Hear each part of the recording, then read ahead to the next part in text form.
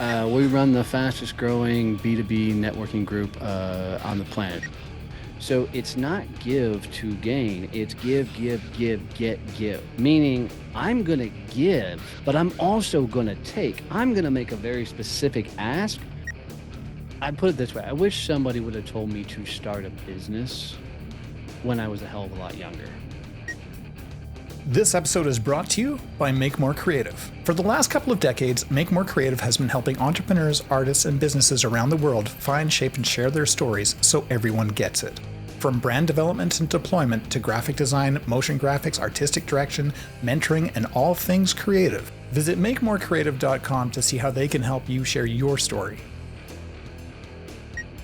In this episode, Donnie Boivin is going to share how he built his business by focusing on genuine connections and the principle of giving. Listen in for his expert advice on navigating life and the importance of scaring yourself every day to achieve success. Please welcome Donnie Boivin to the Rebel Rebel. Welcome to the Rebel Rebel. I'm your host, Michael Dargie, and across the world from me somewhere, I've got Donnie Boivin. How the hell are you?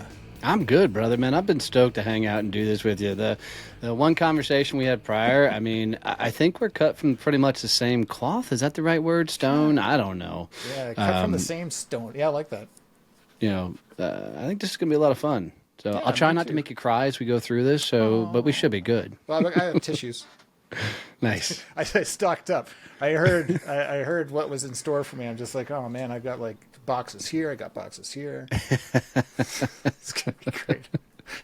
I've got staff on hand in case I run out of boxes. Right. And hopefully a couch nearby for your counseling sessions. So That's it right. should be Well, in good. a corner to curl up in. Okay, Donnie. So let's start here. What are you doing right now? What does Donnie's world look like in this moment? So personally, running a hobby farm for me and my wife. We run dwarf Nigerian goats, Nargasat turkeys, and a bunch of other critters, hobby gardens and stuff. So that's personal passion, business passion. We run the fastest growing B2B networking group on the planet. So we have hundreds and hundreds of members that attend weekly virtual B2B networking meetings because there was such a gap in the industry. If you do traditional networking and you sell B2B and you walk into rooms with people who sell B2C, right, there's just a massive gap in that conversation. So we solved that issue and we continue to grow and make market share. So two biggest things that I'm up to. Man, will you remind me about the baby goats later? Because I'm. Dude, so funny. All I heard was goats, and right. Yeah. Literally every Sunday on LinkedIn, I have to post a baby goat video, and this is all true. If people follow me, you get to see it. And I didn't want to do it for the longest time. People that were LinkedIn coaches and whatnot kept coming at me saying, dude, you got to start talking about the farm, talk about the farm. And I just didn't want to. It's my farm, right? It's no big deal. Yeah. But they finally coerced me into doing it. I put a video out there. The thing went nuts. And now every Sunday, if I don't put a baby goat video out there, I get DMs from people. They're like, and I can now 100%. There's a lady by the name of Stacy Electo that is a client now that found me because of baby goat videos. Now tell me that's not the craziest shit you've ever heard. No, I believe Right. it. I believe it. Honestly, you had me at baby goat. My LinkedIn profile, it literally the last line says baby goat dad. Okay, we're going to come back to that, but talk to me about this fastest growing B2B networking shizzle, because that's cool, man. And I want to know like just a little bit more about it in practice. And then I'd like to go travel back in time and figure out what happened to Donnie to make him this way. So when I was 3, no, I'm kidding. What happened, really was I didn't realize there was such a massive gap in the marketplace. Like my entire career has been in the B2B space, and I've sold business to business, sold to other companies, and I always seemed to sell larger ticket items, whether it was sales training, and the likes. And when I would traditionally walk into a room to do networking, I would walk in and it'd be realtors, title, mortgage, financial advice. And there's nothing wrong with those people. right? I put that out there. They're all good people, Little disclaimer, but yeah. they're just not talking to decision makers inside of corporations. Sure. And so I could make some awesome introductions for them. I could open doors for them, but they just could not reciprocate. So we created an environment for people that sold B2B to be able to come together virtually. Because look, to be honest, if you're gunslinging and you're getting a lot of business done, you don't have time to drive into town and lose half a day trying to go to a freaking coffee meeting or something, Sure. right? So we created virtual groups. We launched these back in March of 20, and we just continue to grab market share by bringing real collaboration conversation together. Because we've really revamped the way people think about networking. Because most people just network wrong, and Tell me about we've that. well, so the biggest networking organization on the planet, great companies, BNI, right? Phenomenal organization. They were built on this philosophy of giver's gain, and it's such hog shit, right? I just hate the entire. Zig Ziglar's got a quote that says, "You help enough people get what they want, you'll get what you want," and it's such bullshit. And here's why: Wow. the thought process behind that is you just help and serve and help and give and give and give and give and give and give. And I always ask rooms I'm in front of, how many of you have been giving and giving and giving and giving and not gotten shit out of it? And right, and several people will raise their hand because they're not getting anything in return. And the problem is one, most people don't actually understand the reciprocity that's supposed to happen in networking. Like Right. we're not going out to make social visits and whatnot. We're going out to get into real business conversations that opens up some real opportunities for each other. So I'm a guy that I didn't want to do traditional sales. Like people can go and Google me doing live cold calls. So Donnie Boivin live cold calls. You can go see me on YouTube doing live cold calls. We'll hear both sides of the conversation. I can do it. I can teach it. I just fucking hate doing it. So if I wasn't going to do traditional sales, I had to get really good at freaking networking, Yeah. right? But traditional networking is okay, you go get to know a lot of people, you try and make a bunch of introductions, you pretend you're not trying to sell anything, right? Yeah, and you hope something happens. Yeah. And in my world, networking, if I were to put a definition to it, it's literally growing other people's businesses. So the way we come at it is I don't give a shit about referrals. Um, Referrals is an introduction with a sales call attached, right? So it's like Bob, go meet Sally. Sally told Bob all about your services. Sure. He's excited to meet, right? There's supposed to be a sales conversation, or at least a discovery conversation happen, right? Yeah. And most times, I'm not going to run into your ideal client. I'm just not having the intimate level conversations that you need to happen for me to make that really solid referral. So, literally, people are finding themselves in a situation to where they're having this conversation with people, and doors just can't get open for them. They're doing a lot, they're giving a lot, and just nothing's happened from it, right? So if I look at the philosophy of I'm going to build other people's businesses, one, it changes the dynamic of how I'm talking to you in general. But two, if I'm focused on building your business, then I have to literally get to know you really damn well and understand who you need to be introduced to. So as I Right. was saying, right, I don't give a shit about referrals. And the reason I don't, because I'm not having those intimate level conversations. But Right. there are people that are having the right conversations with their clientele Whoa. that Your video's um gone. I saw that. What the Sam hell is going on? That's just the craziest shit ever. Man. All right. We'll keep if it does it again, I'll make one change, see what happens. All right. Sorry, editor. Um, so literally people are having that intimate level conversations with your perfect client that I'm just not having. So I may not be able to get you to a client. And even if I do give you a referral, that's usually going to be a one-time transaction. Sure. Like I just tried to debate Bob Berg on LinkedIn on this, and he won't debate me on this. Because I went straight at him in a gentle, respectful way. But I'm like, Luke, let's talk about this live because the foundational philosophy that market networking was built on is wrong. And I want to come straight at it. And because if you give, and all you do is give, It's almost like you're expecting the universe to come show up on a silver platter going, hey, here's business. Well, it doesn't work that way. So if you only give, you're going to get taken advantage of. You have to change it to and understand that people who network, that's their sales, that's their business development. They have to get revenue from that. They have to get an ROI from that way of networking. So it's not give to gain, it's give, give, give, get, give. Meaning I'm going to give, Yeah. but I'm also going to take. I'm going to make a very specific ask for who I need to be introduced to. And it's going to be very detailed, but I'm going to give so much value up front that when I make my ask, you already want to help me. Sure. And I'm just going to make it very easy for you to be able to open that door for me. And as soon as you give me one, I'm going to immediately give you one more because people are not used to this level of networking where I'm going to come and make a specific ask, right? And say, this is who I need. So it almost feels like a sales maneuver for them. Right. So I'm going to give them one back to make them okay with the process, Interesting. right?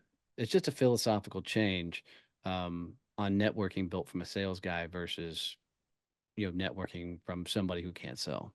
Right. Well, so we run a networking event semi regularly. And the idea, of course, is just to get people in a room that normally wouldn't be in a room together. So for some people, it's a sales opportunity. And I know the people that are there to, to make that connection, to make the sale.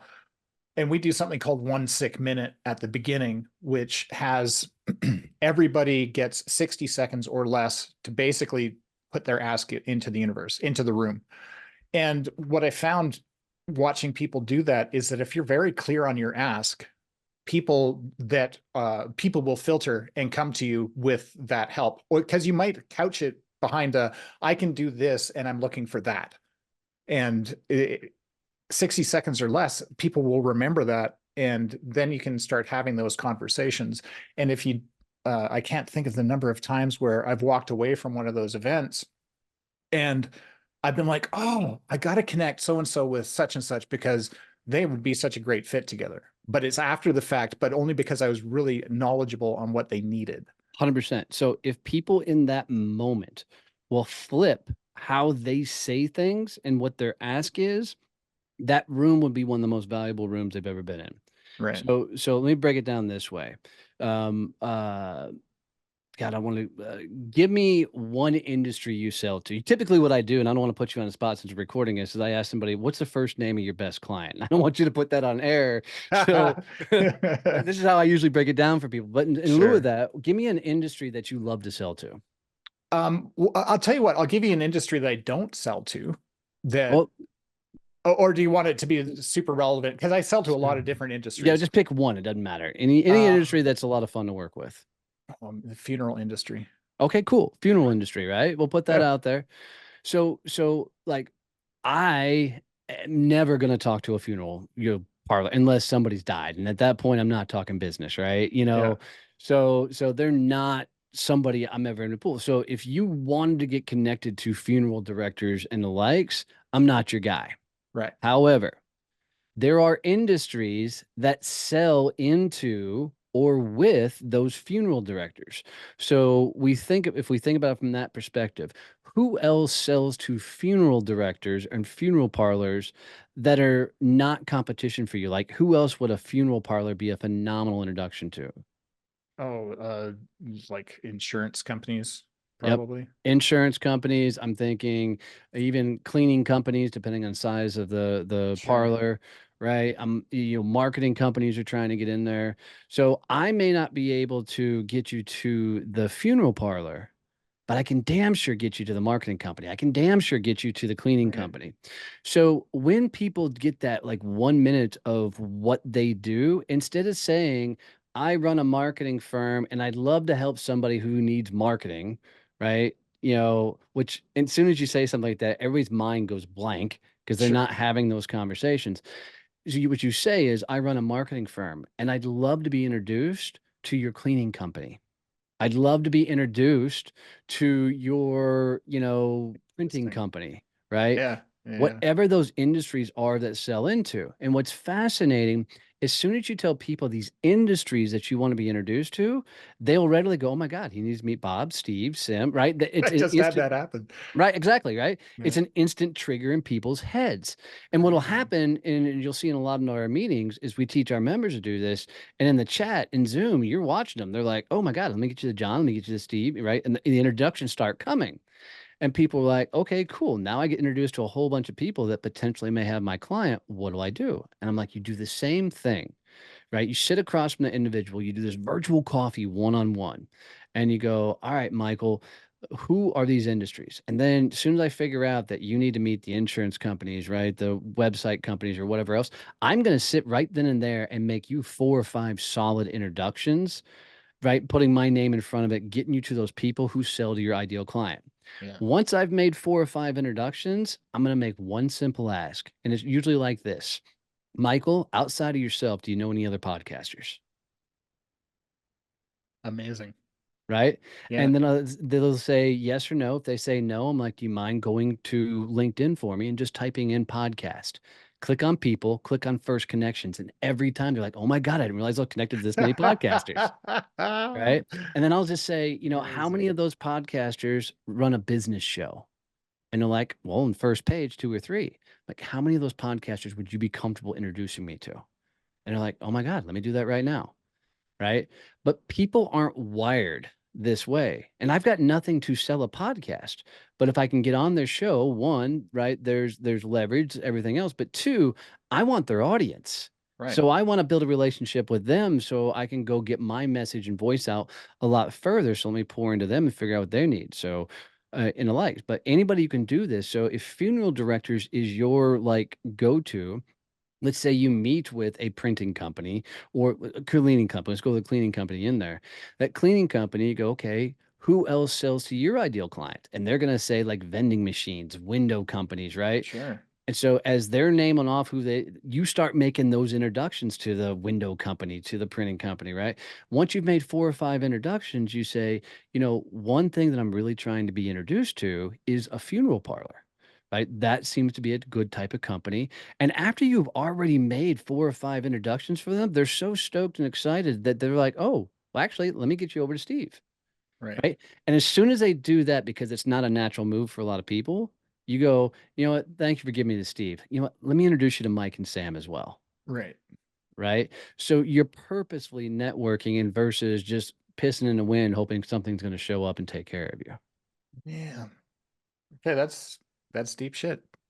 So this is one of my biggest purpose in life is we've changed how the world networks because we grew up in a transactional world. We were taught networking by people that do transactional sales. So if you go look and anybody who's taught networking, they were insurance, MLMs, they were freaking financial advisors, right? So they don't need ongoing long relationships like you do in B2B. When B2B, we are used to not talking to the people that we're going to sell to, right?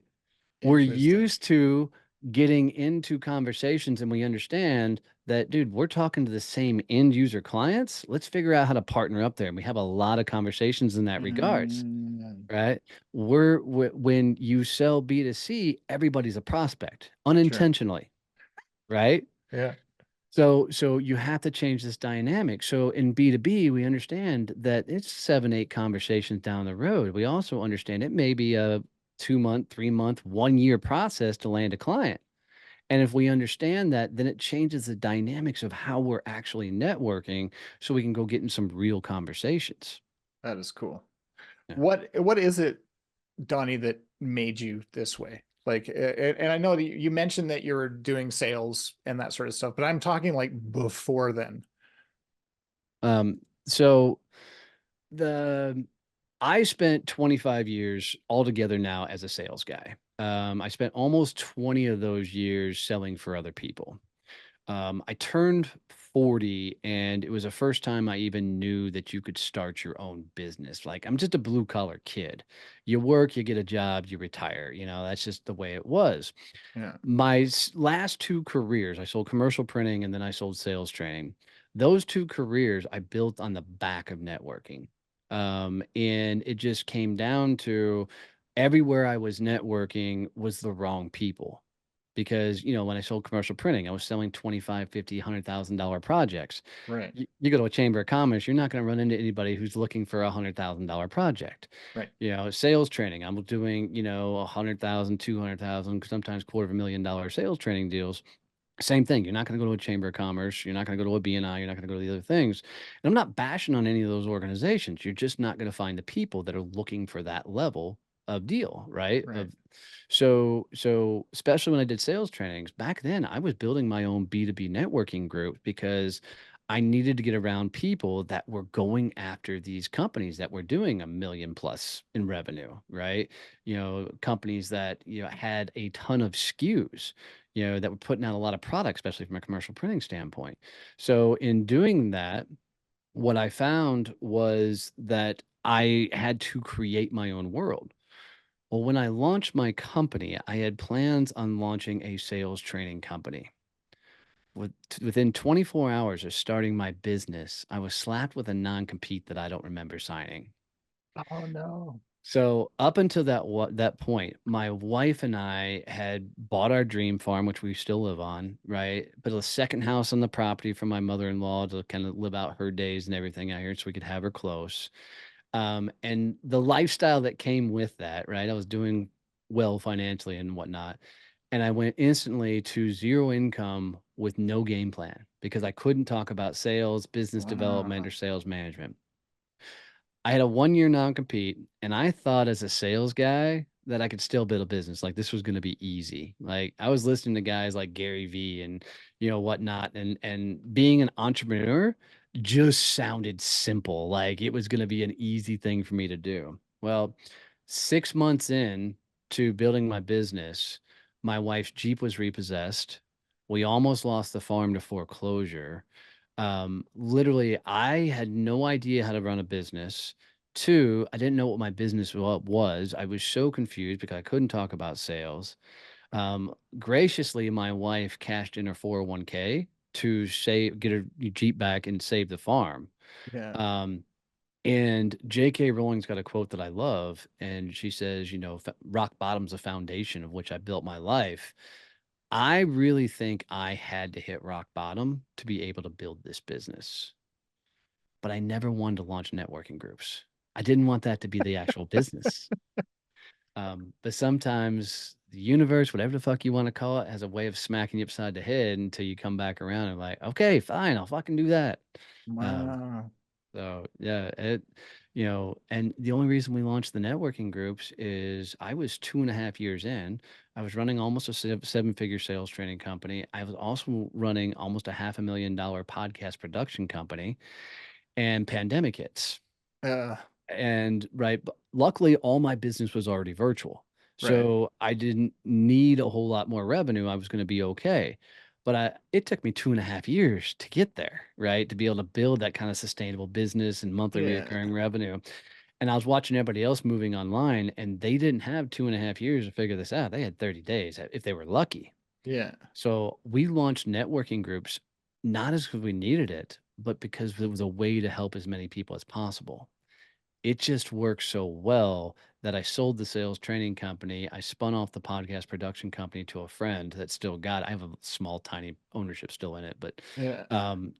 and networking groups became the entire thing. Man. When you were talk to me about growing up as a kid. Like what was Donnie like as a A kid? shithead. Uh, I mean, really going into the high school years, I mean, I graduated high school with a 2.15 GPA, like 10 GPA, 2.10. Actually, I pulled my report card just so I could really see it where I was. But I Yeah. just remember most of the teachers telling me, hey, we're passing you on, so there's no chance in hell of getting you back next year. Right. Right. But, I would also say I was a lost kid, youngest of three brothers. I always felt like my brothers had their shit together. Later in life, I realized I didn't, but, you Yeah. know, they always seemed like they knew what they were going to do. And so I was just lost all over the damn place. So luckily my oldest brother had gone to the Marine Corps, and I knew college was never going to be a thing for me. So, but back then nobody talked about being an entrepreneur, right? Nobody Yeah. talked about starting a company or anything. So, from then on, man, I just took any job that was in front of me. I never purposely went for a career or anything. I just was a guy that would didn't want to be told what to do. So that's pretty much how I found myself into sales. And it took me 20 years to realize that I'm just not a good guy to work for others. Yeah. You know, That's a good thing to know. It's a really good thing to know. it's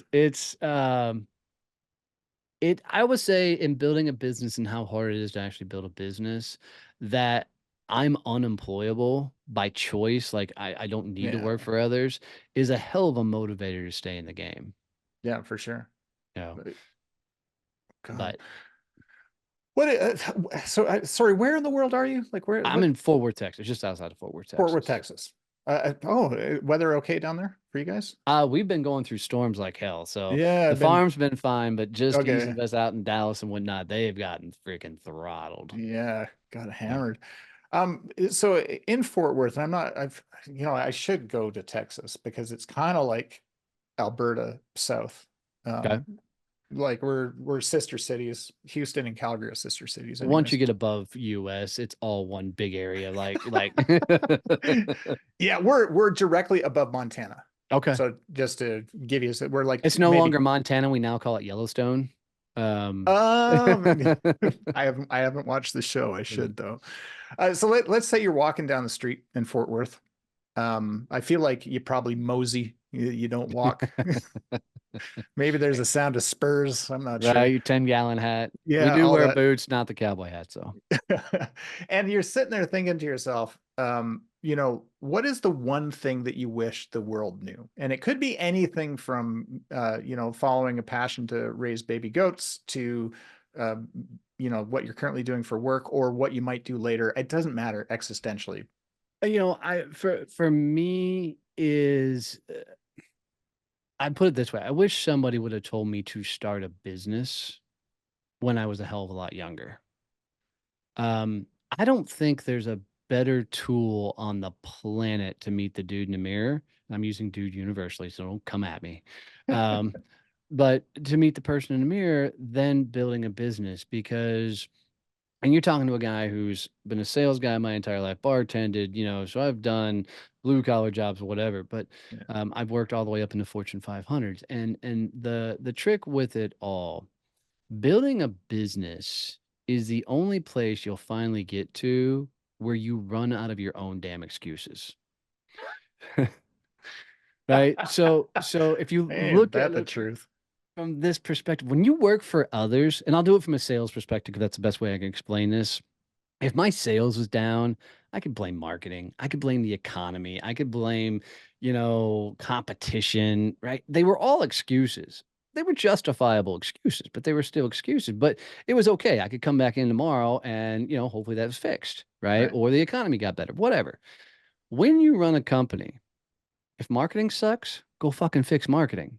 Right. If the economy sucks, go pivot, try something else, right? If there's nobody else to pick up those pieces. It's Yeah. on you.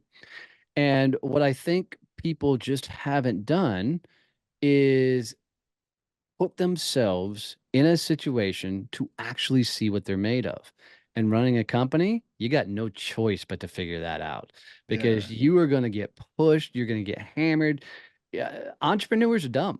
And what I mean by that, nobody else in their right mind is going to wake up every fucking morning knowing you're going to get punched in the face, knowing everything's going to fall apart and break, and that anything that could go wrong is going to go wrong.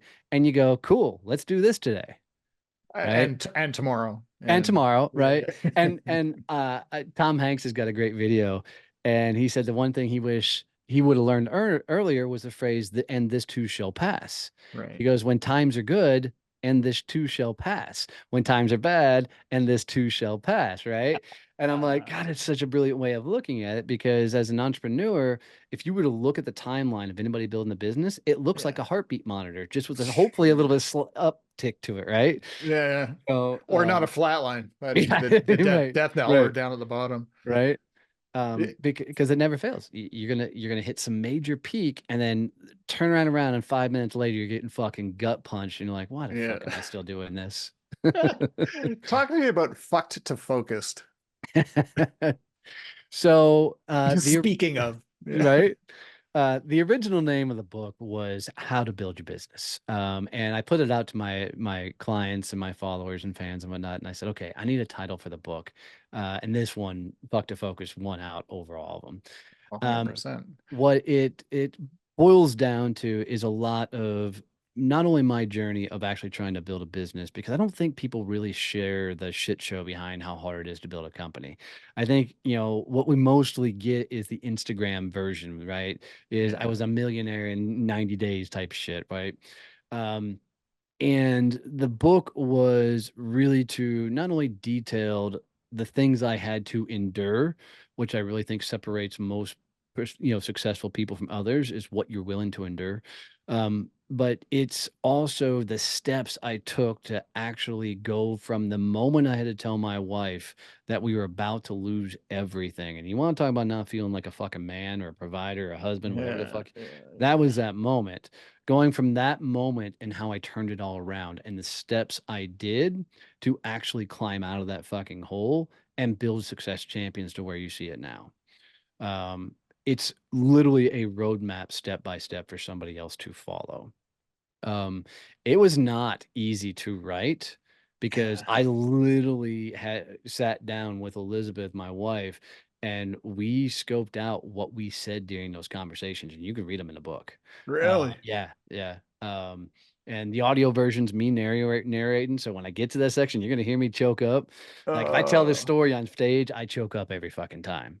You wow. know, because it's tough, going Yeah. through that kind of stuff. But I was trying to write the book from the perspective of what are the things I wish somebody would have told me as I was going through it. Right. You know, Working on another book right now, but Fuck to Focus is definitely the latest one out there. Amazing. Are you ever, it's interesting. I had a conversation earlier today with, I was on somebody else's show, so I got to be on the other side of the Yeah. microphone, which was fun. But one of the things he asked was, what are you most worried about somebody stealing from you? And I took that question and I thought about it. And I'm like, nothing, because everything that I have, I just put out there. Like that, you can have it all. Like, here is this stuff. Do with it what you will. Like, I'm an open book. There's nothing precious about anything. Right. And I guess I want to spin it around and ask that same question when you're putting the roadmap out there for somebody to figure it out. Are you worried about somebody No. taking that roadmap? Nah, nah. I'm the same mindset of you, but I will ask a different question that makes me think all the fucking time.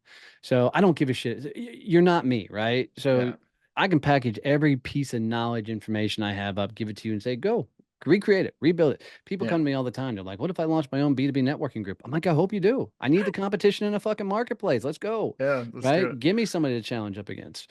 Um, but the question that does make me think often is what's the thing that's going to pop up that puts me out of business? Uh, Right. So I think about this all the time because, in a sense, I'm taking a huge market share from like a BNI. I'm taking a huge market share from like Chambers. And both those organizations have their place. Like if you sell B2C, go to BNI, beautiful place for you. right. Right. If you need access to the city or local government, go to your chambers, right? Great, places for those. Right. So, but we're constantly taking a lot of market share there. But what can take me out? Okay, what AI is coming down the road that I'm not seeing? I'm not prepared for, right? Right. What other technology is going to come into the space and eliminate all the things that I'm doing? So we're having to keep an eye on the metaverse, right? What happens if all of a sudden this becomes Ready Player One world and we need to be in there, full tilt boogie, right? Right. So that's what I constantly am churning through is okay, so we do the Badass Business Summit. What makes that obsolete, right? What happens to, is a metaverse type world where everybody looks like a World of Warcraft type character? Does that take over conferences? You know, That's an interesting. Let me tell you're the first guest I've ever had to have that to be able to segue into the metaverse. Are you thinking that way? Oh yeah, Because heavy, heavy. So I'm actually have talked to several companies. One has already built out a huge New York size freaking universe, and yeah, you can buy a storefront in there to where people are coming through yeah. and the likes. I jokingly said, why don't I just buy a hot dog stand? I don't need a whole storefront just to tiptoe into New it. York hot dog stand. Yeah, let's do Yeah, it. right. It's still a little early in the game, Yeah, for that. I think the technologies, and I've had other companies reach out to us because of our network that want to, rebuild what we've done, but put it in there. yeah, Our current clientele is not playing in that space enough. right, What I'm worried about is in the next 10 years, that clientele that's coming in next are playing in that space heavy. right, So what we're constantly talking through is I don't want to convince people to go into the metaverse. right, I got to figure out how do we go into the metaverse, find the people that are already playing there right. and get them to help us understand how what we do works in that space. Yeah. So Interesting. it's I might have some people to connect you with I'm up for the conversation that are because in that space. I love that kind of gaming world. Give me that, my Mhm. wife and I play Guild Wars too and whatnot. And I play Fortnite, all that kind of stuff. And so I like that space and that world. Yeah, It hasn't gotten big enough yet to say, okay, we're going to start building networking groups in the metaverse. right. So we're still a little early in the game, but I don't think it's far off.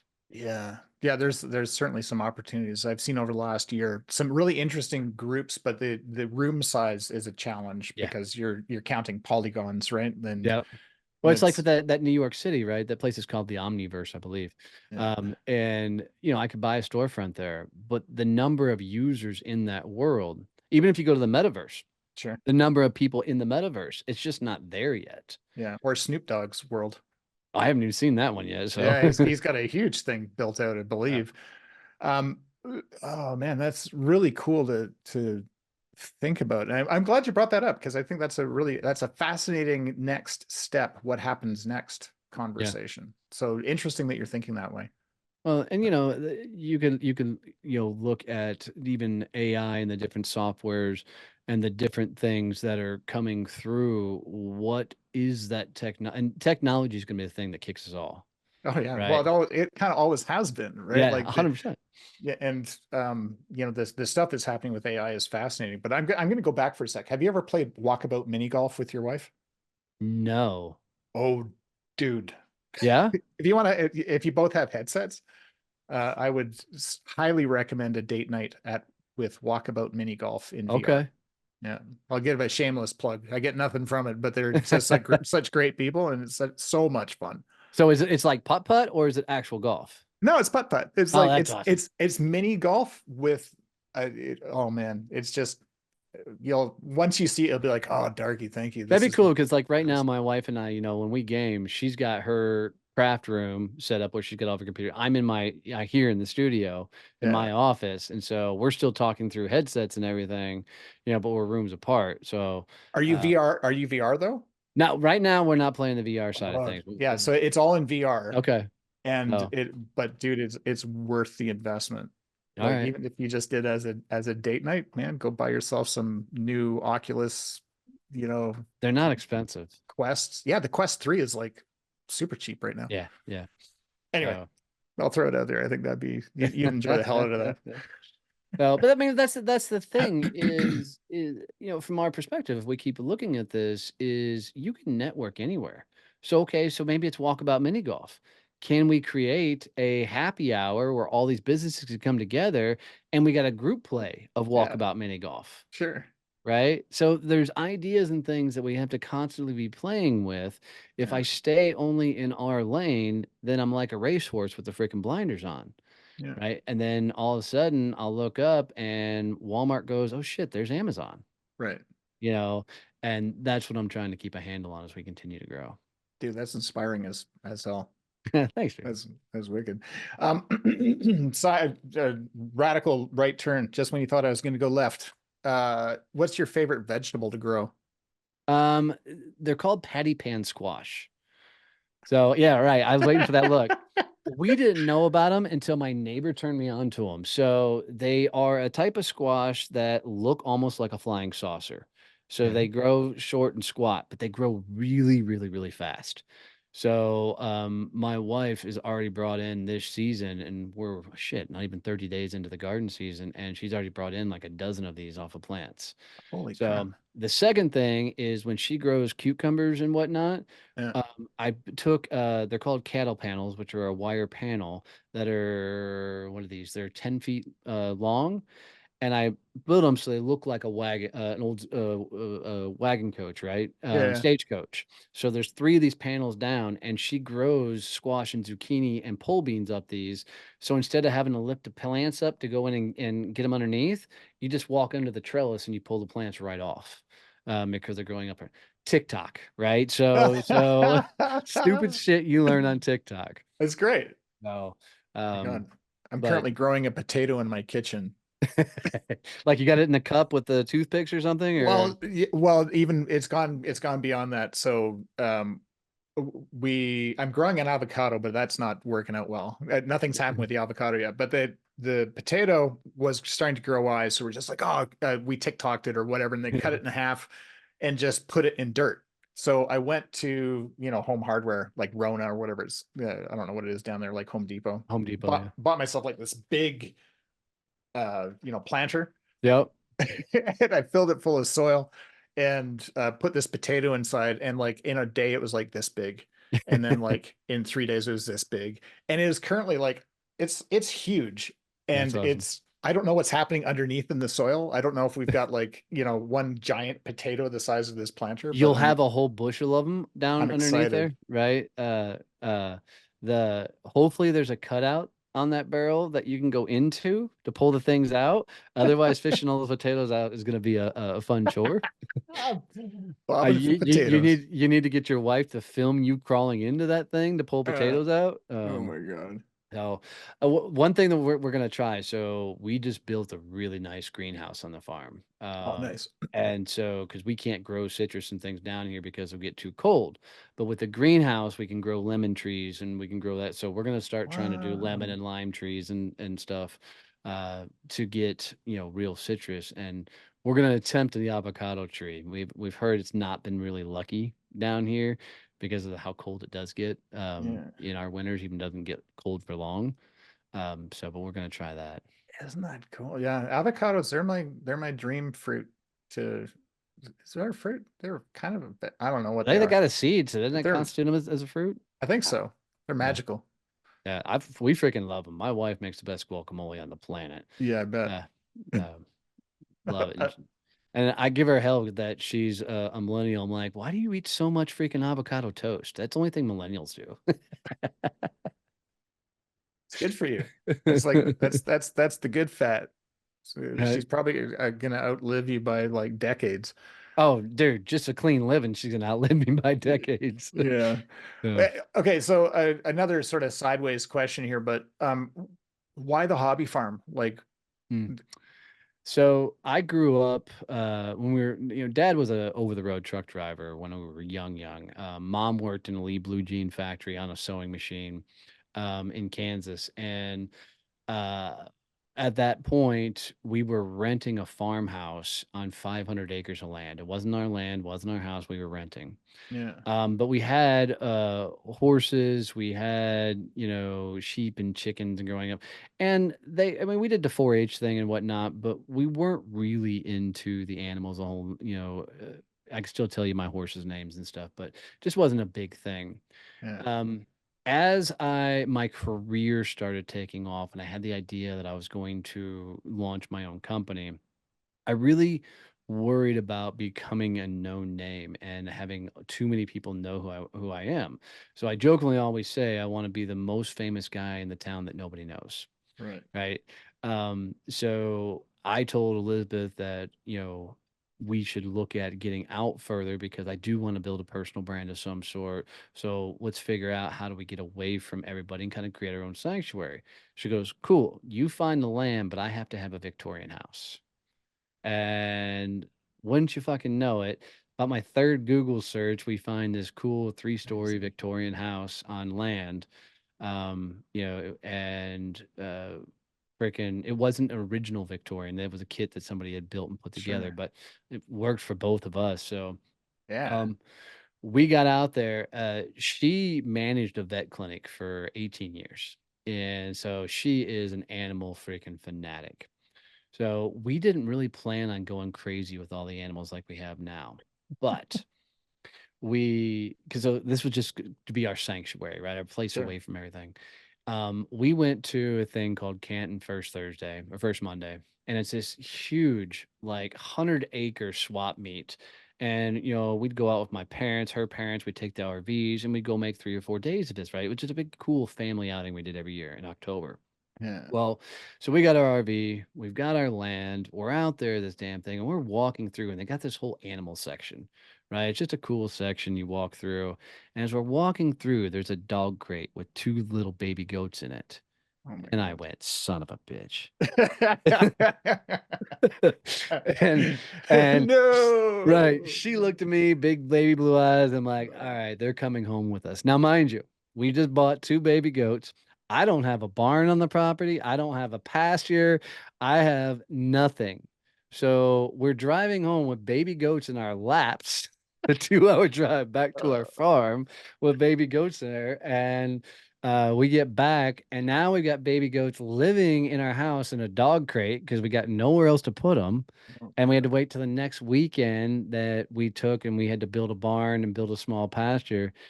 And then these things were so damn tiny. We're like, I can't let them stay out there. So they stayed in the house with us for a couple months. Oh my God. Did you give him Uh, pajamas? Tell me you gave him no, pajamas. no. We Damn it. since we've done that, but not those first 2 original. The But OG, yeah, yeah. the original So, goats. but that's funny. I like that. I like that. But now we have a whole herd of goats, and so every once in a while, a mom will have triplets or quadruplets, and sometimes they'll just won't take care of one of the babies. Yeah. But when that happens, we'll bring the baby in the house and we'll stay in a dog crate. That's when they get the pajamas. Um, and whatnot. And I've got videos, you can go see them on LinkedIn, Oh my of God. literally just baby goats running all over the place.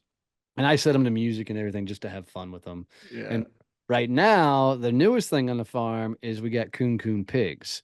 What the hell So is a coon pig? so it is so when everybody thinks of a pig, they think of that pink, Sure. just these are extremely colorful. So they're polka dotted damn near freaking. They look like calico cats almost. Oh my God. They still get 200-300 pounds. They're a meat pig. But my male, his name is Hagrid. My female's named is Hopscotch. We got Hopscotch and Hagrid. Oh my God. And they just had 4 babies. So I've got 4 baby pigs running around out there right now. Um, don't ever Yeah. pick up a baby pig. They squeal like you would not believe. I've got to get a video of it and put it on LinkedIn, but they scream the cutest damn things you've ever seen, though. But never in a million years would I think I'd be a goat farmer, pig farmer, chicken farmer, turkey farmer, right? It just, uh, I was just looking to get away from it all. Yeah, and look at what you found. All of Yeah. it. Oh man, that is so cool. What's Donnie's guilty pleasure? What do you do just for Donnie? Um, you know, my wife looked at me at one point and she said, if anybody actually knew how geeky you were, they wouldn't believe it. And I kept telling everybody that I share everything on social media, right? I just don't give a shit. But I wasn't sharing this, and it took her saying it that I finally started sharing. So my wife and I love to do Renaissance fairs. So this is the actual old medieval fairs. We'll get fully fucking dressed up. We've got a group What? of friends that we've been doing this with for 30 some odd years together. We'll take the RVs, go make a weekend of it, drink way too fucking much, and people watch. And it's awesome. So literally my most viral post on LinkedIn, viral for me, and don't get carried away, Yeah, it's something big, but it's literally a picture of me and my wife in our Ren Fair garb, talking about we actually go to Ren Fairs. The most fascinating thing from that was there was a handful of people in the comments that also said they did Ren Fairs, yeah. but the droves of people who sent me private messages of them in Ren Fair costumes, like people that are like presidents of major companies and whatnot, blew What? me the fuck away. Because everybody hides it because it's like playing the Civil War dress up type thing or Sure. whatever else. We're not doing the fake wars or LARPing where they beat the shit out of each other. Yeah. We're just dressing up and going people watching, right? Do you have Renaissance names? Is No, that a no, thing? no. It is a thing. Okay. Like one of my buddies, his mom was one of the original cast members of maybe the oldest running Ren Fair in Texas called Scarborough Fair. And he was on cast for a number of years. And so he actually has a character and a character name as part of the cast out there. Okay. But the rest of us, we just go to drink and people watch. And So cool. it's a blast. I mean, Like parasols and everything. I mean, oh, we've got swords and hats and I mean the oh whole my, get up. And that's literally her craft room, her closet is filled with different outfits and dresses. I don't want to know how much she spent on all of it, but I mean, I know there's like bodices because this is real clothing. It's not like wow. stuff you're gonna go to a costume shop and get. This Right. is like really expensive stuff. I know at one Ren Fair, her and I walking around had over $6,000 worth of costume stuff on Holy crap. walking around, right? So it's real stuff. We're just not acting out characters and any silly shit like Yeah. that. We're literally, it's a cool way to completely let your hair down, right? And Nobody, the boots. Tell me you've got the cool boots. my boots them alone were $600. They go all the way up to my knees, have buttons all the way Yes. down the side. You have to lace them all up. It's a process to lace them all up. Wow. You don't carry swords because trying to walk through crowds with a sword on it, all you do is bang into people and shit. Yeah. So you try and dress as comfortable as possible. But literally, I've got a group of friends. We've been doing this for years. We'll take That's the so RVs cool. out, do 4 days out there, and drink way too much mead and other wines, whatever else we can get our Yeah. hands on. It's a blast. Oh, It's that's just a fun. cool way to get away from it all. Oh, that's so cool, man. Outsider perspective looking in is, I love when people are just living their best life and I do know that, yeah, we have those ups and downs, this too shall pass, as you said earlier, but, just enjoying all those moments, as they come up and as they come down. And the fact that, you know, you're, I don't know how best to put it, but it feels like you've grabbed it life and you've just made it your own. I really respect that. Oh, thanks, man. It's not all sunshine and rainbows.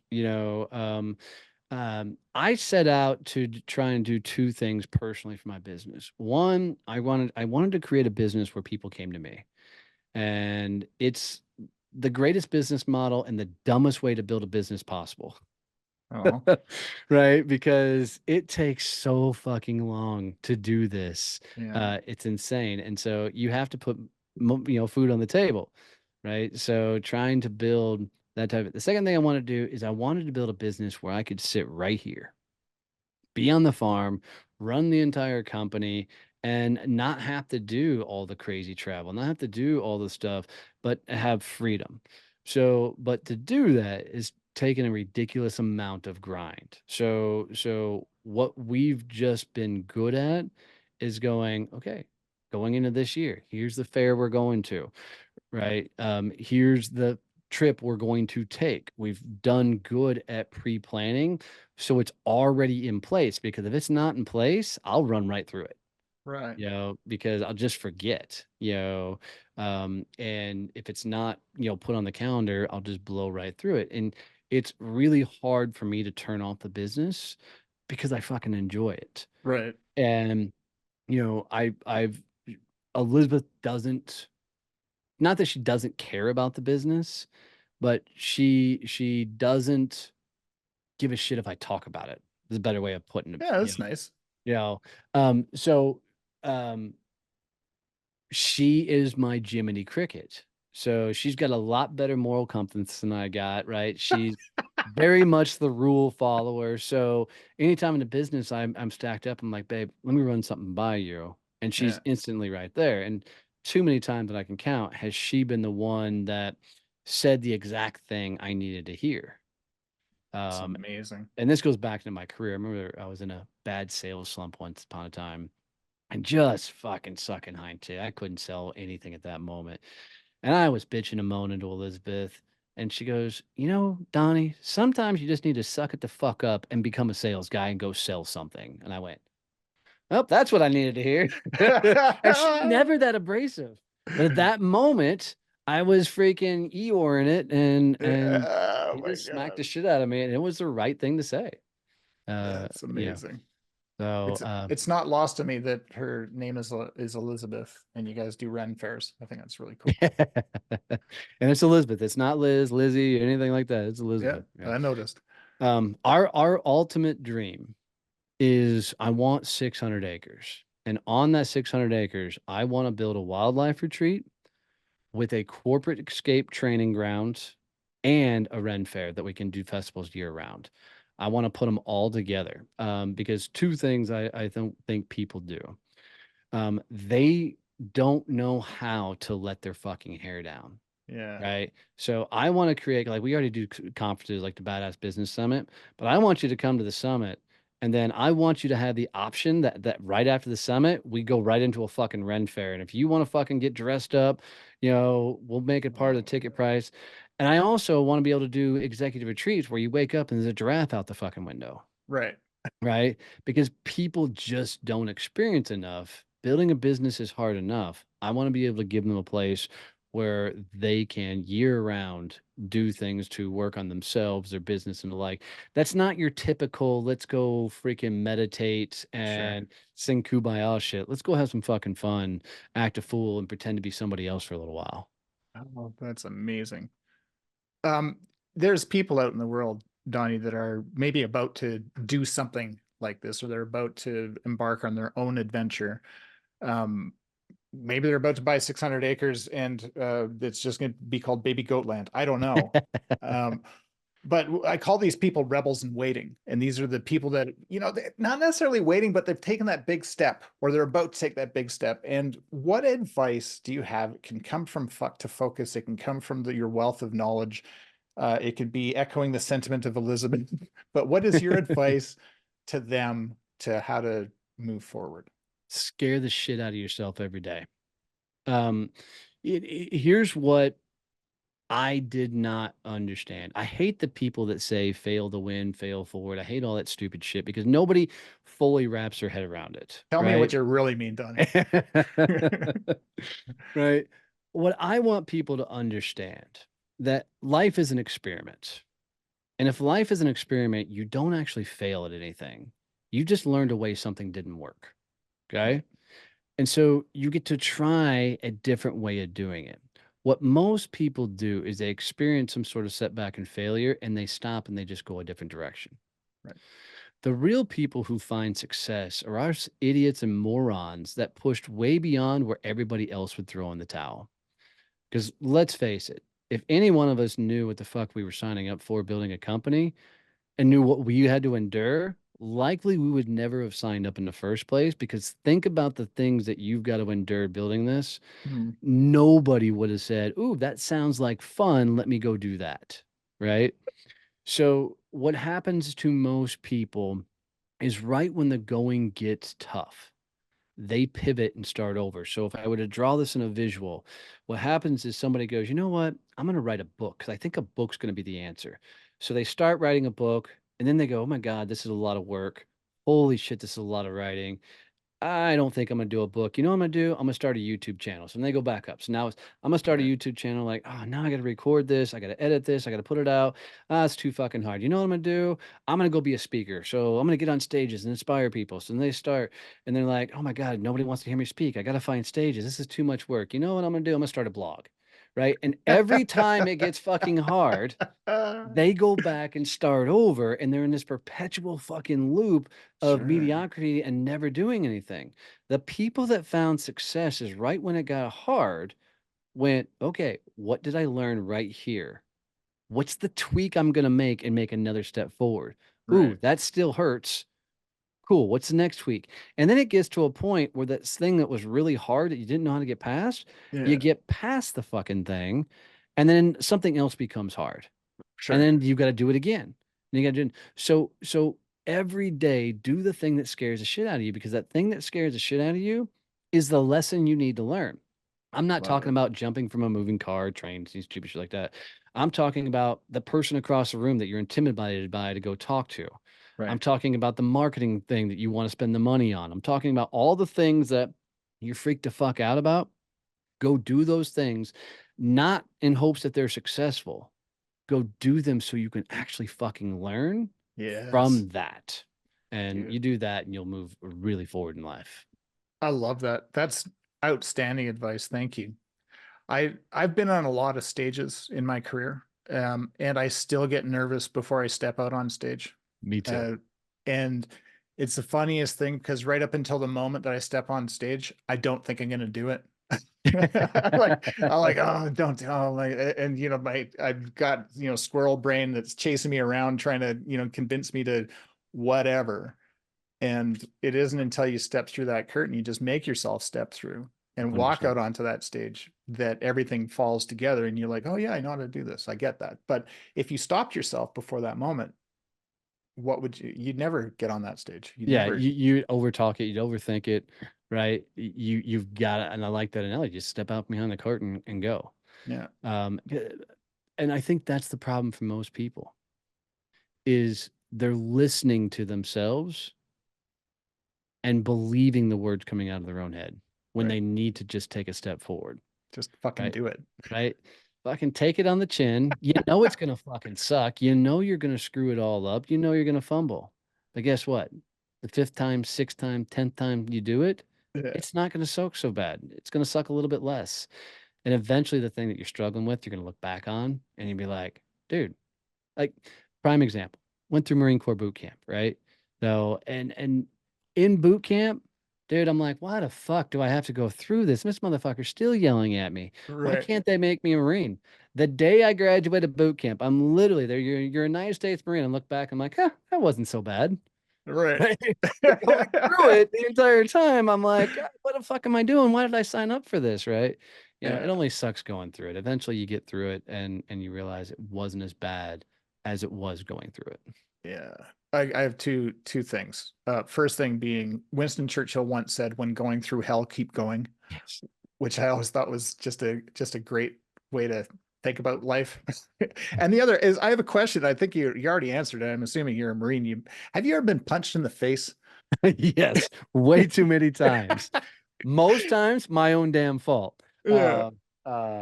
Yeah, no, I've got scars And from the reason why I ask is because when you're talking, I'm just like, this sounds like, have you ever been punched in the face conversation? Because there's people that have been punched in the face and they know when they've been punched in the face and they know what they're going to do after they've been punched in the face. They're either going to, take off to make sure that doesn't happen again, or they're going to stand up and, take it to the person that depends punched on them in how the good the face. punch was. Right. Yeah. There is that. Yeah. But it does, it got me thinking as you're talking about that, a lot of what you're talking about is like, have you been punched in the face? And what are you going to do with that information now that you have it? Dude, I love Mike Tyson's way of putting this. He's like, everybody's got a plan until you get punched in the face, right? So you can strategize all you want. And that's the funny thing is I'm not a big strategy guy. I'm more of a big picture, big vision guy. Let somebody else Yeah. figure out how to make it work, right? Because if I try and spend the time, energy, and effort to build the strategy out, dude, soon as you hit play or start or whatever else, everything that could go wrong is gonna fucking go wrong. And Yeah. that strategy is gonna get thrown right out the fucking window. Yeah. Yeah, and so I just love that idea of you're gonna get punched in the fucking face. You might as well know it's coming. You Yeah. know, as I took kickboxing for a little while, and the guy Eric, he's like, look, here's how you learn how to kickbox. You know you're gonna get punched in the face. So you take the first few punches, then you learn to duck that. And as soon as you duck that, you're gonna catch an uppercut, right? Then you learn to duck the uppercut. As soon as you duck the uppercut, you're gonna get a right hook, right? Then you learn to duck the fucking right hook. To me, that's fucking life, Yeah. right? Is you're gonna get good here, and then something else is gonna punch you. Cool, Yeah. get good there, and just keep fucking stepping forward, but apply what you're learning along the way. And that's people, they just try and step forward versus actually trying to learn from where they're fucking up and been using Funny.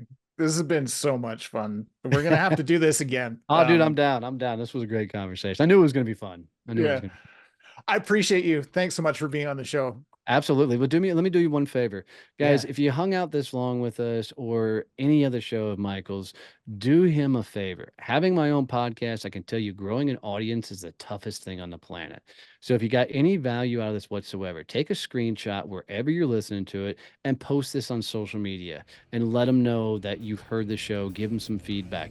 If you tag me in the post, I promise you, I will come find it. I'll come comment. I'll come engage with you. But show him some love by a screenshot, even just tagging us both in a post, whatever. That's literally like giving him a virtual hug, and it'll mean the world to him. So share this out with one person. If not this episode, at least one of his other episodes you got a lot of value out of. It'll mean the world to him. You kick ass. Thanks, brother. When you're ready to find, shape, and share your story with the world, visit makemorecreative.com and book your discovery call. Use the code RebelRebel and get 50% off your first session. Whether you're just starting out, about to pivot, or just need to fill your funnel, Make More Creative is your new superpower. I've been your host, Michael Dargie, and this has been the Rebel Rebel Podcast. It's a podcast for creative rebels and entrepreneurs all over the world. And hey, if you're a rebel or you know a rebel, why don't you head on over to the RebelRebelPodcast.com and fill out our guest request form. Share or subscribe wherever you get your favorite podcasts. And thanks so much for listening. Until next time.